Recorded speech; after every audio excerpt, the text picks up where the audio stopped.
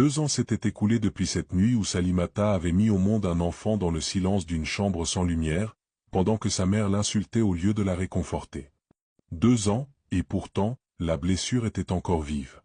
À 15 ans, elle n'était plus une fille, pas encore une femme. Elle était une survivante. Mariam ne lui parlait plus. Le bébé? Elle ne le touchait même pas. Elle disait à qui voulait l'entendre. Je ne reconnais pas ce petit-là. Il est tombé du ciel.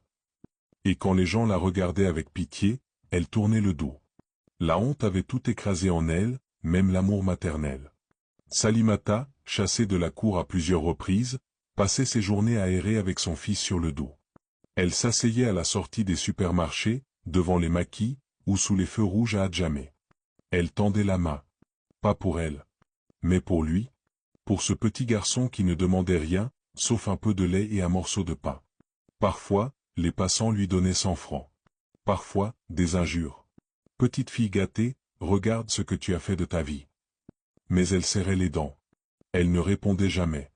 Un jour, une vieille vendeuse de rue, Tanti Daloa, la vit mendier au rond-point de Yopougon.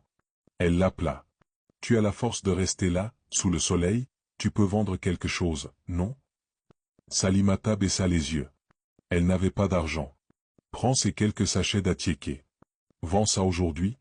Si tu vends bien, tu viens demain. C'est ainsi que tout recommença. Elle vendit les sachets. Puis quelques poissons fumés. Petit à petit, elle réussit à faire quelques bénéfices. Avec l'argent, elle acheta un plateau en bois. Puis un parasol cassé qu'elle rafistola. Elle s'installait non loin du marché de Belleville, toujours avec son fils près d'elle. Le petit garçon marchait maintenant. Il parlait. Il appelait Salimata maman avec une voix douce et vive. Il ne savait rien de ce qu'elle avait traversé. Il souriait tout le temps, comme pour la remercier de ne pas avoir abandonné. Avec les économies, Salimata commença à vendre des pagnes. Elle allait les chercher à Adjamé, les portait sur sa tête, criait dans les quartiers. Wax, baza. À bon prix. Jolie qualité.